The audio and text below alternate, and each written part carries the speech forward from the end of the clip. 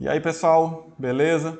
Esse é o QG da Mecânica, eu sou o professor Ítalo Pedrosa e nesse vídeo eu vou te ensinar como responder provas de concurso utilizando apenas as apostilas do Telecurso 2000. Bora lá? Então, para preparar esse vídeo, eu separei aqui algumas questões da prova que aconteceu em 2010 para professor docente nível 1 da Educação Profissional em Mecânica. Essa prova foi elaborada pela Fundação CEPERJ e essa é a segunda parte do vídeo onde eu estou respondendo essa prova. A primeira parte está em outro vídeo.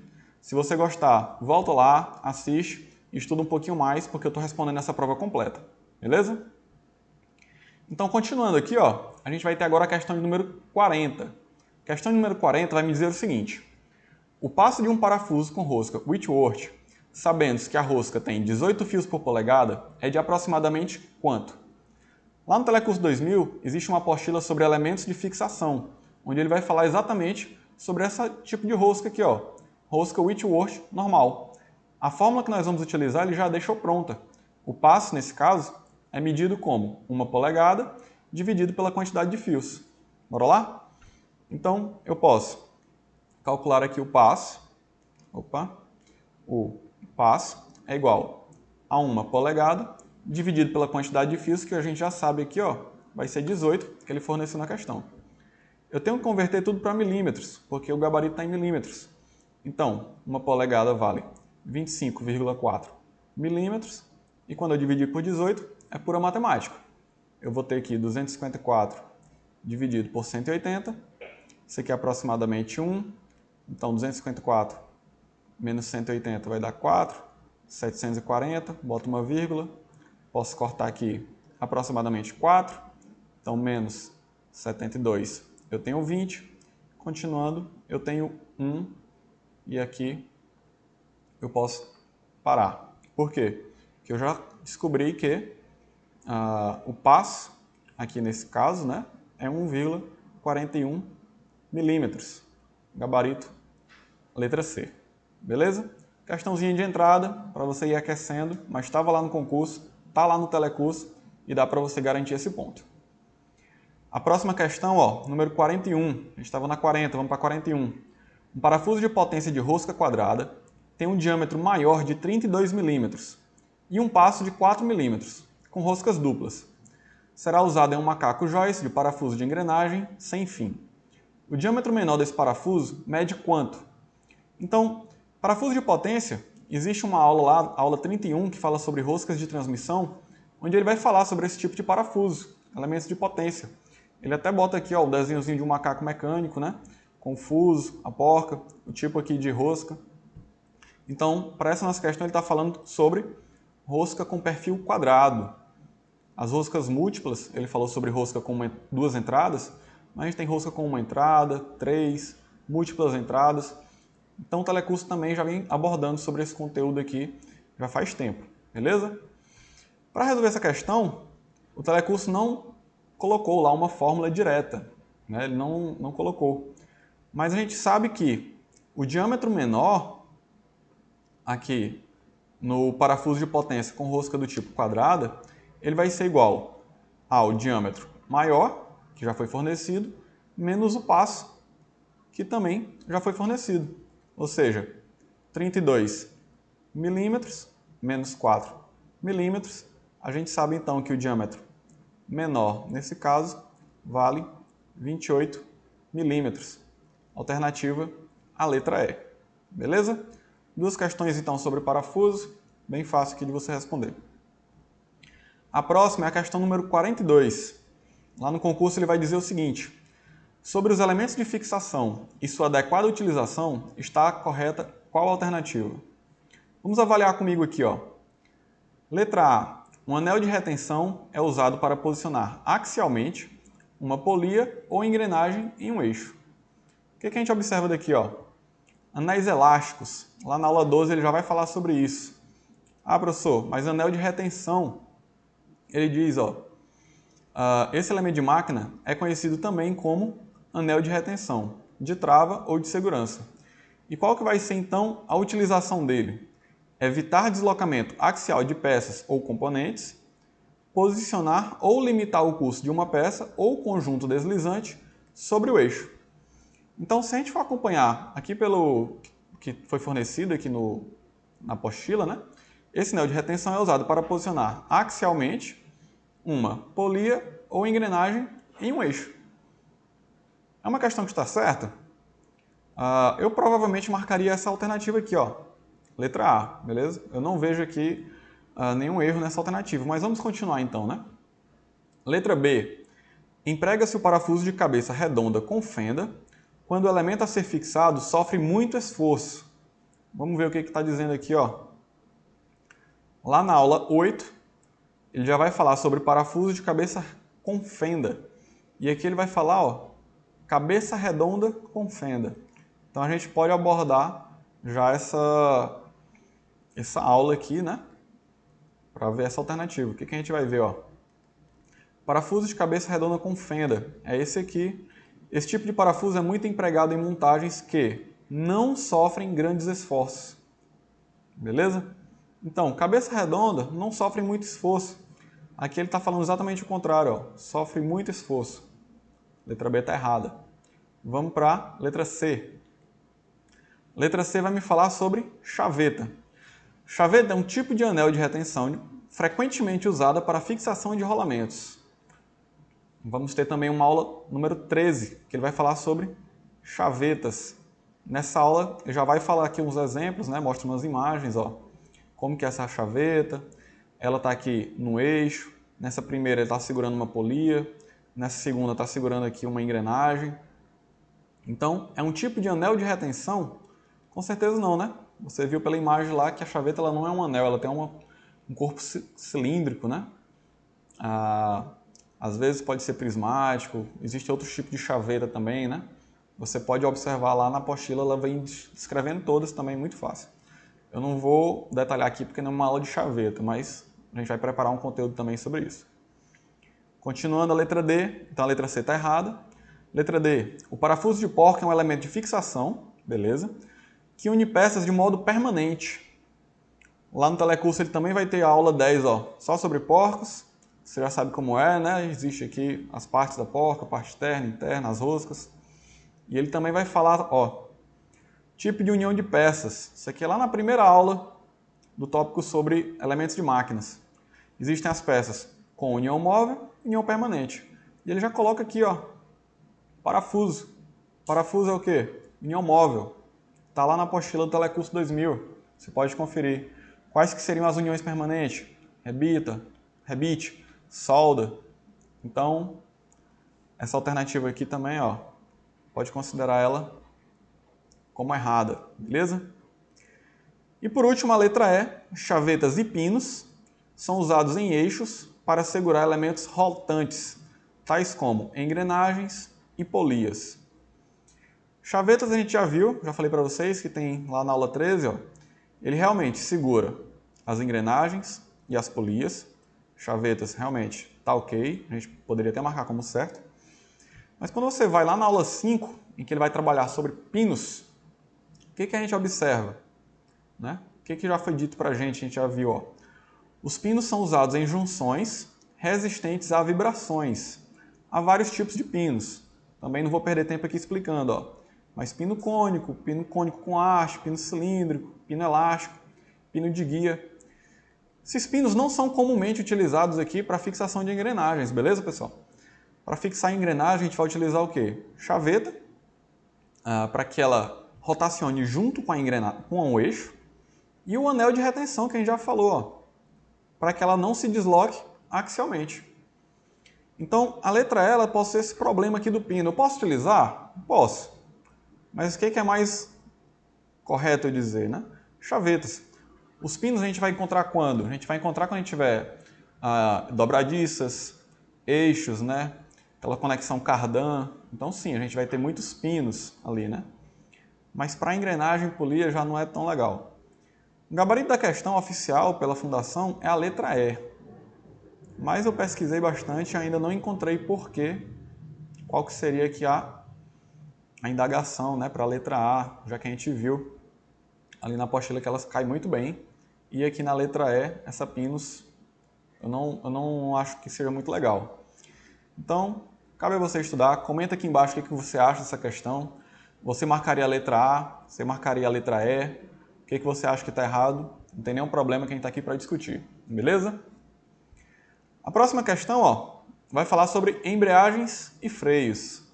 Essa questão é um pouquinho diferente, né, sobre telecurso. O telecurso ele não fala muito sobre isso. Vai falar um pouco ali sobre elementos deslizantes e tal. Mas como ela está na ordem, número 43, vamos dar uma olhada aqui e ver se ela é difícil mesmo. A alternativa dessa questão vai dizer que, qual que é a alternativa correta? Letra A.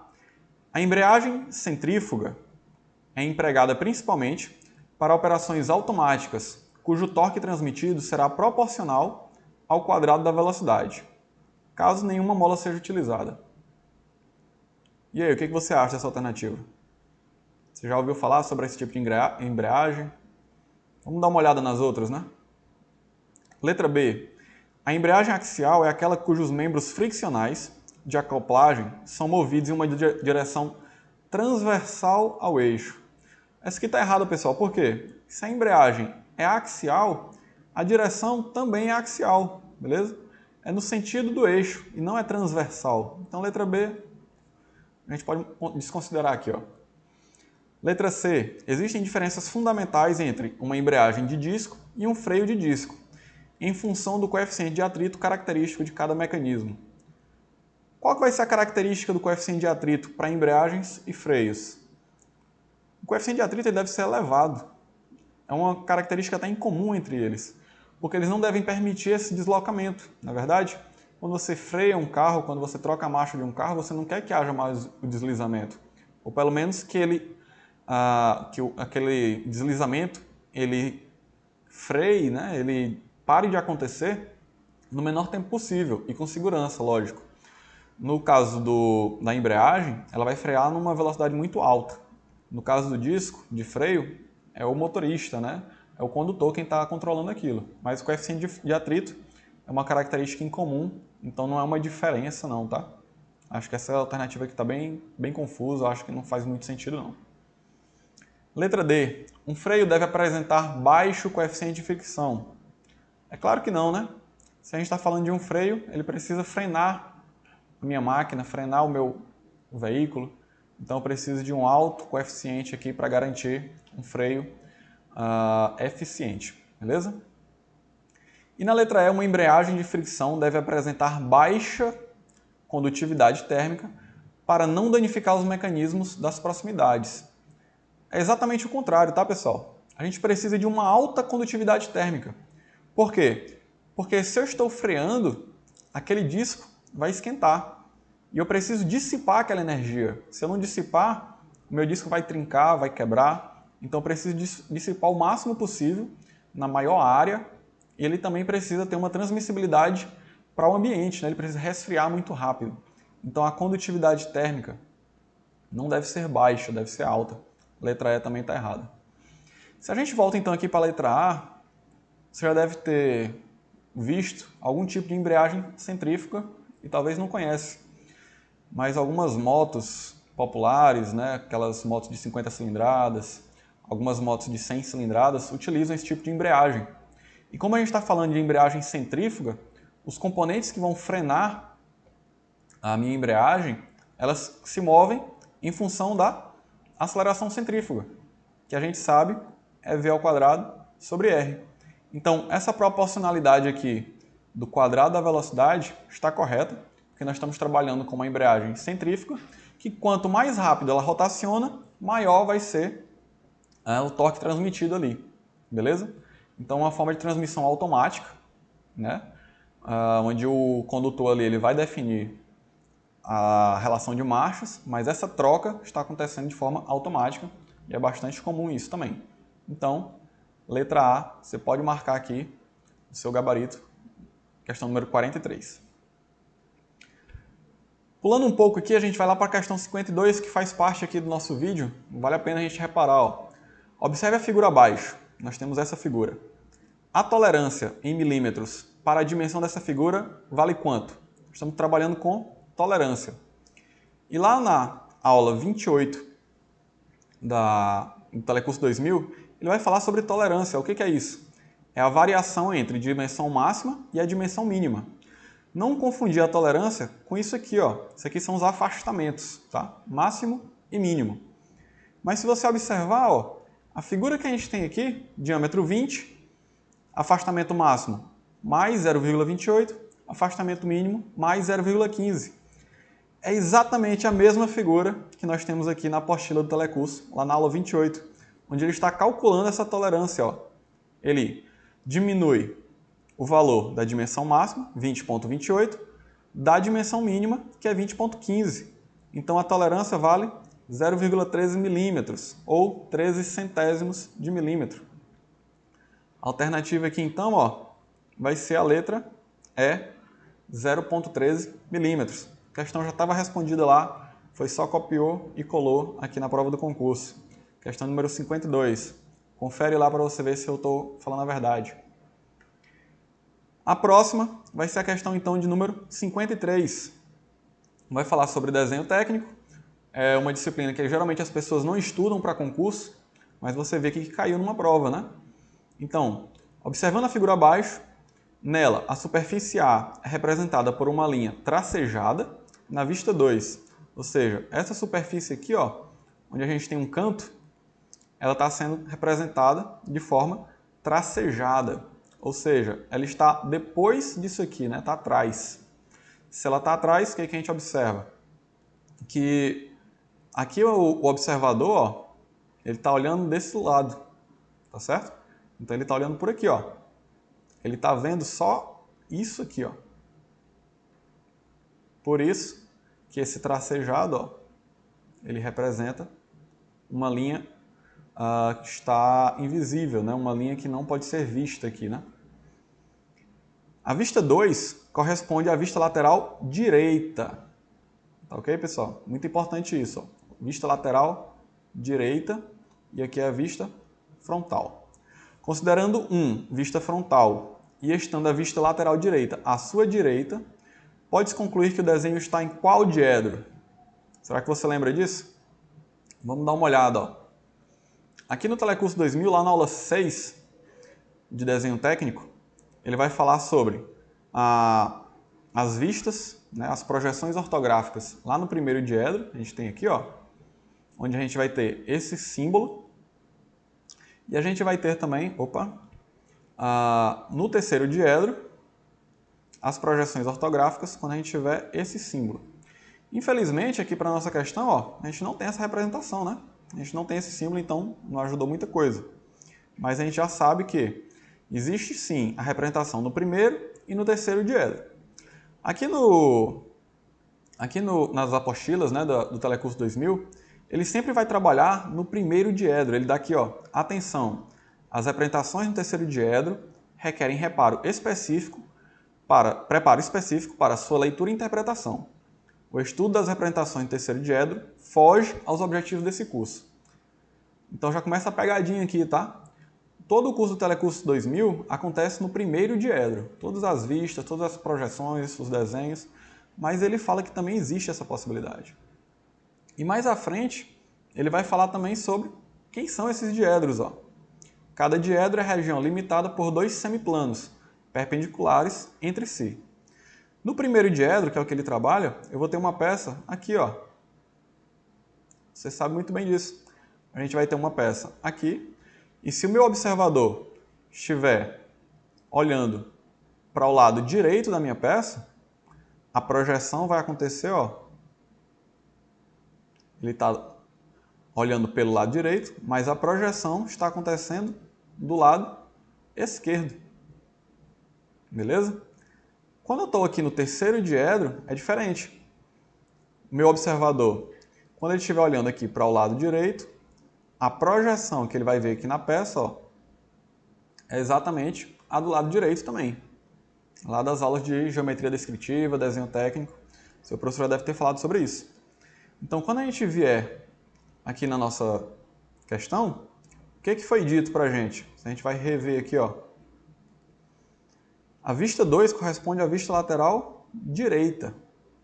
E ela está à sua direita.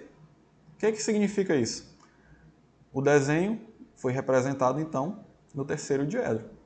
Se fosse no primeiro, eu deveria ter aqui a lateral esquerda, que não é o que acontece, beleza?